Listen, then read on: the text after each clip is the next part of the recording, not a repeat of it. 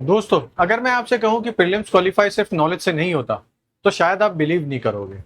हर साल लाखों स्टूडेंट्स वही करंट अफेयर पढ़ते हैं, वही एनसीईआरटी पढ़ता है, वही पीवाईक्यू पढ़ता है। लेकिन जब रिजल्ट आता है तो कुछ लोग कट ऑफ से 10 नंबर ज्यादा होता है, तो कुछ लोग 2 नंबर की वजह से बाहर हो जाता है। हर बार सिर्फ नॉलेज की वजह से आप एग्जाम नहीं क्वालिफाई कर सकते हैं। कभी कभार डिसीजन मेकिंग सबसे ज्यादा इंपॉर्टेंट हो जाती है कि मैं इस टाइम पे दिल्ली जाऊं कि मैं इस टाइम पे क्या पढ़ूं, मैं इस टाइम पे कौन से सब्जेक्ट को पढूं, मैं इस टाइम पे कौन से करंट अफेयर पे सबसे ज्यादा फोकस करूं। ये सबसे ज्यादा इंपॉर्टेंट हो जाता है। तो आज की इस वीडियो में मैं आपको डिटेल में एक एग्जांपल के साथ आया हूं कि किस तरीके से मैं फंडामेंटल राइट्स के साथ एग्जांपल के साथ आपको ये समझाऊंगा भी कि कहां कहां पे किस किस तरीके से अगर आप कोई भी टॉपिक को पढ़ते हो तो उसके लिए आपके लिए कितना ज्यादा यूजफुल रहेगा।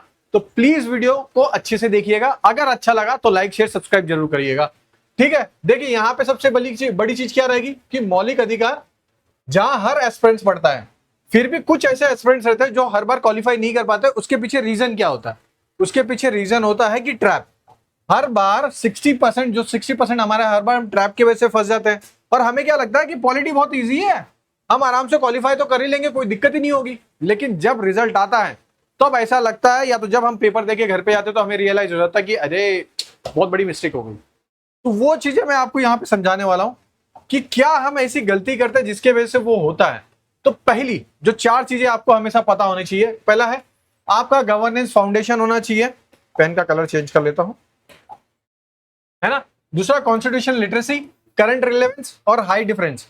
जब आप कोई टॉपिक को पढ़ते हो तो हमेशा ये गौर करिए कि उस टॉपिक से क्वेश्चंस कैसे आ रहे हैं, करंट अफेयर से क्या क्वेश्चन आ रहा है। सिर्फ पॉलिटी को पढ़ना जरूरी नहीं है, पॉलिटी के जो क्वेश्चंस आ रहे हैं वो किस लेवल पे आ रहे हैं, क्या वो करंट अफेयर पे ज्यादा डिपेंड होकर आ रहा है कि कहां से आ रहे हैं। ये सबसे पहला फाइंड आउट करिए, ना कि मैं सिर्फ स्टैटिक पढ़ रहा हूं तो मैं पूरा याद ही कर लूंगा, इससे तो कुछ होगा नहीं, है ना। दूसरी चीज क्या हो जाती है कि मैं जब पूरा ये एनालाइज किया, सबसे पहले किया 2015 से लेके 2024 के हर एक क्वेश्चन पेपर को एनालाइज किया, तो उसमें मुझे बहुत सारी चीजें समझ में आएगी। पहली चीज तो यह है कि 10 साल से लगभग चार क्वेश्चन हर बार रिपीट हो रहे हैं।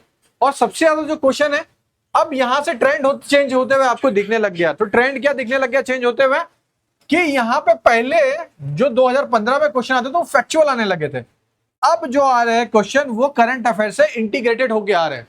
तो मेरी पढ़ाई अब हर टॉपिक पे मैं इसी तरीके से क्यों ना करूं, मैं स्पेशली उन टॉपिक की पढ़ाई इस तरीके से डिमांड कर रहा हूं जहां पे आपको करंट अफेयर लगाना पड़ेगा। जैसे इकोनॉमिक्स हो जाएगा, फिर उसके बाद आपका क्या हो जाएगा, ज्योग्राफी में हो सकता है, फिर आपके साथ क्या हो सकता है, ईवीएस मतलब इन्वायरमेंट में हो सकता है। ये 3 सब्जेक्ट तो मुझे करना ही है। अब हिस्ट्री में किससे हो सकता है, तो हिस्ट्री में आर्ट है, कल्चर से हो सकता है। तो मुझे ये चीजें कुछ तो समझ में आ गई कि हाँ, अगर मैं इस तरीके से प्रोसीड करूंगा तो मेरा अच्छे से हो सकता है ना। दूसरी चीज क्या होता है, जब आप देखते हो कि हर साल क्वेश्चन क्या आ रहा है कि आर्टिकल को मैच कराने के लिए आ रहा है, लेकिन कौन से क्वेश्चन सबसे ज्यादा पूछे जा रहे हैं, जो कि है आर्टिकल नंबर 21 जो आपको दिख रहा है यहां पे। दूसरा क्या है आपका, आर्टिकल नंबर 19 है, 32 है, 14 18 है, फिर उसके बाद 25 28 है, फिर आर्टिकल नंबर 21 है, तो अनुच्छेद नंबर 21। ये सबसे सबसे ज्यादा पूछा जा रहा है। मगर सबसे ज्यादा कहां से पूछा जा रहा है, वो है ये आपके टॉपिक। इतना सिंपल था, बस आपको इस तरीके से एनालाइज करना है। जब आप कोई टॉपिक पढ़ोगे तो वो, कुछ लोगों ने बोला था कि सर मुझे समझ में नहीं आया, आपने क्या बताया, तो मैंने इसके लिए एक एग्जांपल के लिए एक टॉपिक भी आपके लिए लेके आया, ध्यान से समझिएगा बस। अब उसके बाद एग्जामिनर है ना, अब हम थोड़ा डीप में चलते हैं कि एग्जामिनर 6 तरीके चेक करता है कि आप क्या समझते हो और आप क्या सोचते हो, है ना। वो 6 तरीके क्या क्या होते हैं। तो पहला क्या सोचेगा कि हाँ, अगर आप कॉन्स्टिट्यूशन पढ़ रहे हो तो वहां पे ट्रैप कहां पे लग सकता है, सिटीजनशिप वर्सेस पर्सनल के ऊपर से लग सकता है कि क्या सिटीजन्स और जो फॉरेनर्स होते हैं उनमें क्या बेसिक डिफरेंस है, ये हमें बताना पड़ेगा। दूसरा ये हो जाता है कि रिट, जो आर्टिकल नंबर 32 है, ये आर्टिकल नंबर 32 रिट्स का क्या डिफरेंस है, हेबियस कॉर्पस क्या होता है, मेंडेमस क्या होता है, वहां पे ये पूछ सकता है। दूसरा ये पूछ सकता है कि जो केस लॉ है वो किस तरीके से लिंक है, केशवानंद भारती केस किसके लिए था, मिनर्वा मिल केस किसके लिए था। जब हम ये सब चीजें बताएंगे तो वो सब मानता भी है। दूसरा है आर्टिकल जो मैचिंग होती है, और दूसरा तीसरा अमेंडिंग लिंक्ड है, और रीजनेबल रिस्ट्रिक्शन है। तो यहां से आपको ये सब 6 चीजें समझ में आए कि जब भी एग्जामिनर पॉलिटी से क्वेश्चन बनाएगा तो इन 6 चीजों के ऊपर सबसे ज्यादा फोकस रखेगा, है ना। फिर आता है हमारा सबसे मोस्ट इंपोर्टेंट, एग्जामिनर चाहता क्या है आपसे? पहली चीज चाहता है कि प्रिसीजन, फिर डिस्टिंक्शन, फिर एप्लीकेशन, फिर करेंसी और फिर डेप्थ। कि जब आप कोई क्वेश्चन करोगे तो वो देखेगा अपने एमसीक्यू के, अपने ऑप्शन के थ्रू पे, जब आपको स्टेटमेंट बेस्ड क्वेश्चन देता है वो ये चेक करेगा क्या आपके पास इस पर्टिकुलर टॉपिक का कितना अच्छा नॉलेज और कितना परफेक्ट नॉलेज था, कितना डिस्ट्रिक्शन था, फिर उसके बाद एप्लीकेशन आप कैसे अप्लाई कर रहे हो और आप कितनी उन चीजों को समझ रहे हो, तभी वो आगे बढ़ने की कोशिश भी करेगा, है ना। अगर आप वहीं पे गलती कर दोगे तो फिर तो कोई मतलब भी नहीं निकलेगा। तो अब आता है कि 6 फंडामेंटल राइट्स के जो टॉपिक है ये हमें किस किस तरीके से पढ़ना है। ये आपके पास जब पीडीएफ आएगा तो आप ये देख लीजिएगा, कोई दिक्कत नहीं रहेगी इसमें, ठीक है। मेरा सबसे बड़ा चीज था कि की ट्रैप क्या क्या होता है ये समझिए। देखिए अब आर्टिकल नंबर 14 से क्वेश्चन आया, ऑल पर्सन है। अब यहाँ पे देखिए सिटीजन और फॉरेनर के बारे में पूछ सकता है। वहीं पे आर्टिकल नंबर 15 आया जिसमें भेदभाव का निषेध किया गया है। अब यहाँ पे सिटीजनशिप ओनली आएगा। तो ऐसी प्रिसीजन और इस तरीके से इतनी डेप्थ में एग्जामिनर हर बार चेक करता है, लेकिन हम क्या करते हैं, हम इसको छोड़ के बाकी सब चीजें करने लग जाते हैं। ध्यान से सुनिएगा, एक भी बार मिस मत करिएगा। अगर वीडियो अच्छा लगता है ना तो लाइक शेयर सब्सक्राइब जरूर करिएगा। ऐसी वीडियो बनाने के लिए बहुत ज्यादा मेहनत लग जाती है, क्योंकि आप देख ही रहे हो पीडीएफ। ये पीडीएफ मैं सिर्फ एक एग्जाम्पल के तौर पर लाया हूं कि फंडामेंटल राइट्स को मैं किस तरीके से पढ़ाऊंगा और किस तरीके से पढ़ना चाहिए, और वो मैं आपके सामने दिखा भी रहा हूं कि हेबियस कॉर्पस दिख रहा है तो बंदी प्रत्यक्षीकरण दिख रहा है आपको, मगर शरीर को प्रस्तुत करे, है ना। अवैध हिरासत से के विरुद्ध के लिए कुछ किया गया कि आप इनलीगल अरेस्ट कर रहे हो किसी को, तो विद इन 24 आवर्स के अंदर मुझे जज के सामने प्रेजेंट करना है उस पर्टिकुलर पर्सन को जो अरेस्ट हुआ है। अब मुझे हेबियस कॉर्पस लगभग सबको पता है, लेकिन क्या किसी को यह पता है प्रोहिबिशन क्या होता है? क्या किसी को यह पता है क्यू वारंटो क्या होता है? एग्जामिनर जब क्वेश्चन पूछता है तो वो इस तरीके से पूछता है। हो सकता है इस बार पूछ ले कि हेबियस कॉर्पस आपको दे दे और उसमें मैच द फॉलोइंग करने के लिए बता दे, तब आप क्या करोगे? तो उस टाइम पे आपके लिए ये सब चीजें क्लियर होनी चाहिए, है ना। अब हर आर्टिकल बराबर तो नहीं होते, कुछ ना कुछ तो आर्टिकल में कुछ होता है। जैसे जो मस्ट मास्टर होता है, पहले ये आर्टिकल पे कर लीजिए, फिर high rate of interest in article पे होता है, फिर उसके बाद आपको जो करना है वो कर लीजिए, कोई दिक्कत नहीं है। लेकिन हर एक आर्टिकल के लैंडमार्क केसेस आपको याद रहने चाहिए, वरना तो दिक्कत हो सकती है। समझ गए? तो सर क्या हमें ये हर एक सब्जेक्ट के लिए ऐसे करना है? बिल्कुल भाई बिल्कुल, इसमें तो कोई दिक्कत ही नहीं है। अब यह मौलिक अधिकार यूपी की जमीनों से जुड़ते हैं, obviously right to education article 21 यहाँ पे बताइए इस तरीके से। आर्टिकल 30 माइनॉरिटी एजुकेशन, यूपी मदरसा एक्ट 2004 का। अब कुछ लोग बोलेंगे सर ये तो आता ही नहीं है।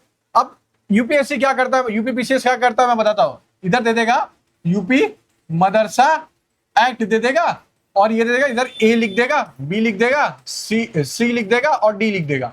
यहां पे दे देगा 2002, सॉरी यहां पे लिख देगा 2002, यहां पे लिख देगा 2003, यहां पे लिख देगा 2004 और यहां पे लिख देगा 2005। इस तरीके से 4 ऑप्शन दे देगा और आप कंफ्यूज जाओगे। और ये करता है आयोग का, ये सबसे बड़ी चीज है कि वो इस तरीके से क्वेश्चन पूछता है, फिर बोलता है हम पॉलिटी पढ़े थे और पॉलिटी से क्वेश्चन नहीं आया, तो पॉलिटी से ऐसे क्वेश्चन आए। और ये हर सब्जेक्ट के साथ होता है, ऐसा नहीं कि सिर्फ मैं आपको सिर्फ इधर ही बता रहा हूं।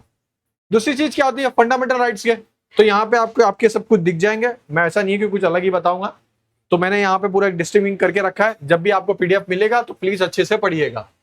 अब आता है हमारी सबसे बड़ी चीज की 60% जो एस्पिरेंट्स होते हैं ना, वो कहां पे सबसे ज्यादा कंफ्यूज होते हैं।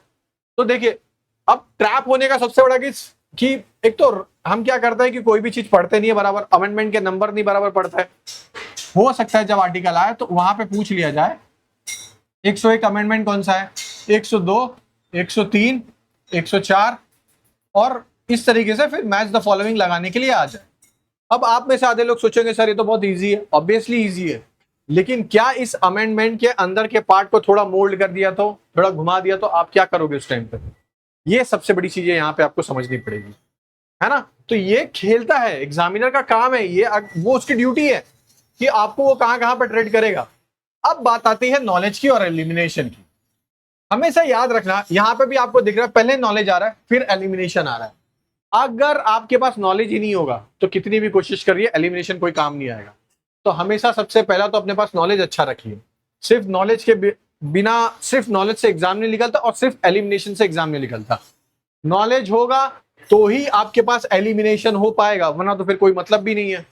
तो यहाँ पे आपको ये देखना है, all, only, apply citizen test, ये सब कुछ, ये सब आपको पता है। मैं इसके बारे में आ ही नहीं रहता, मैं सिर्फ इतना बताना चाहता अगर आप कोई चीजें पढ़ते हो तो किस तरीके से पढ़ना है। सब जन ने डिमांड किया था कि सर हर एक सब्जेक्ट का लाइए, मैं सिर्फ अभी पॉलिटी का एग्जाम्पल दिया हूं, मैं उस पर्सपेक्टिव में नहीं लाया हूं, बाकी जो मैं हिस्ट्री का लाया हूं। धीरे धीरे मैं हर एक सब्जेक्ट के बारे में बताऊंगा, लेकिन इस पॉलिटी को मैं जिस तरीके से बताया हूं, अगर आपने अपनी जिंदगी में अच्छे से पढ़ाई कर ली, इस पॉलिटी के जो आपको पूरा पीडीएफ दे रहा हूं, आपकी जिंदगी बन जाएगी। और आप ये बोल रहे थे ना कि सर हिस्ट्री के अलावा और भी सब्जेक्ट के लाइए, ये रहा पॉलिटी। अब बताइए, क्या आप मुझे सपोर्ट करोगे? क्या इतना डिटेल में आपको कोई क्लासेस वाला दे सकता है? नहीं दे सकता ना यार। मैं यहां पे आपके डिसीजन लेने की क्राइटेरिया को चेंज कर रहा हूं कि आप ये समझिए कि डिसीजन कैसे लिया जाता है। क्योंकि ये एक छोटी सी चीज जो आपको दिख रही है, यहां से आपका डिसीजन डिसाइड होता है कि आप किस पर्सपेक्टिव में इस एग्जाम को निकालोगे। क्या आपको लग रहा है कि मैंने यहां पे इतने अच्छे से आर्टिकल 21 प्राइवेसी, डीपीएसपी बताया है, वेरी हाई करके इतना चीजें बताई है, उसके पीछे रीजन क्या है? उसके पीछे रीजन ये है कि अगली बार से मेरे पास से बैच लो या ना लो, लेकिन जिसके यहां से भी लो, एटलीस्ट आपको ये पता हो कि ये चीजें है क्या, वो आपको बेवकूफ ना बना पाए। बस इस पर्सपेक्टिव में मैंने ये पूरे वीडियो लाए, है ना, कि हमें भी तो पता होना चाहिए कि जिसके पास से हम बैच ले रहे हैं, क्या उसको सच में इतना नॉलेज है? क्या वो जो ऑथेंटिक तरीका चल रहा है कि बस एनसीईआरटी पढ़ना है, करंट अफेयर पढ़ना है, बस वही हमें जो पढ़ना है हम वही पढ़ के बस एग्जाम निकाल लेंगे, तो ऐसा कुछ है कि कुछ और है? तो ये सब चीजें आपको बहुत समझनी है। तो कुछ झूठ है, कुछ रैंकिंग है। जैसे रियलिटी क्या है कि रटने से नहीं निकलता, अब तो समझना पड़ेगा कॉन्सेप्ट भी। दूसरा बात क्या है, सभी फंडामेंटल राइट जो है नागरिकों के लिए है, ऐसा भी नहीं है, ये भी क्वेश्चन आ जाता है। तो 44th अमेंडमेंट के बारे में, आर्टिकल 300 के बारे में कभी कभार पूछ लेते हैं, तो ये एक आपको पता चल जाएगा। दूसरा अब हो जाता है कि जब सबसे पहला, जब भी आप कोई टॉपिक पढ़ते हो तो 5 स्टेप सबसे पहला जरूरी होता है। पहला है फंडामेंटल राइट्स, मतलब आपको पीवाईक्यू अच्छे से देखना है। फिर टॉप 4 टॉपिक बनाइए हर एक टॉपिक का, फिर एक पेज का मैप बनाइए, फिर प्रूफ देखिए, फिर करंट अफेयर लिंक करिए। ये 6 आपको हर टॉपिक के साथ करना। अगर मैं पर्सनली बताऊं, जो भी ध्यान से सुन रहा है एकदम ध्यान से सुनिएगा, जब आप हिस्ट्री भी पढ़ते हो, जब आप हिस्ट्री पढ़ोगे तो हिस्ट्री पढ़ते समय फर्स्ट, सेकेंड, थर्ड, फोर्थ और फिफ्थ, इस तरीके से बनाना है। पीवाईक्यू में आपने क्या सीखा, फिर उसके बाद आपके टॉप 4 टॉपिक कौन से निकल के आए पीवाईक्यू के बाद, फिर उसके बाद एक पेज का नोट्स बनाइए, फिर चौथा यहां पे सब कुछ चालू करिए। जब आप इस तरीके से करोगे तो आपको समझ में आएगा। अब 80-20 का रूल है, यहां पे आपको टॉपिक दिख रहा है, मैं हर बार देता हूं, वो आप जरूर देखिएगा।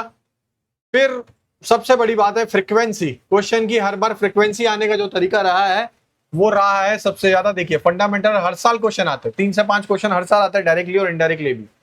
तो 2026 में आर्टिकल 21 और सिटीजन वर्सेस पर्सनल्स और राइट्स, ये 3 क्वेश्चन, ये 3 जो टॉपिक है, इधर से क्वेश्चन पक्का आएंगे ही आएंगे। क्यों अब मैं ऐसा बोला? कि करंट अफेयर में इस बार ये बहुत ज्यादा न्यूज में रहा भी है। क्या हो गया भाई? ओके, अब आता है, ठीक है, बस इतना ही चीज था जो आपको मैं बताना था। ओके दोस्तों, तो मैं अगर आपसे सच बोलूं तो अगर आपको वीडियो सच में अच्छी लगती है तो प्लीज लाइक शेयर सब्सक्राइब करिएगा। अगर मुझे अच्छा लाइक मिलता है, सब्सक्राइब मिलता है, सब कुछ मिलता है, तो मैं ऐसे वीडियो आपके लिए लाता रहूंगा। लेकिन मुझे सिर्फ इतना चाहिए कि आपका एग्जाम क्वालिफाई। देखिए इस एग्जाम में मैंने जैसे स्टार्टिंग में बोला था, डिसीजन मेकिंग एक की रोल करती है।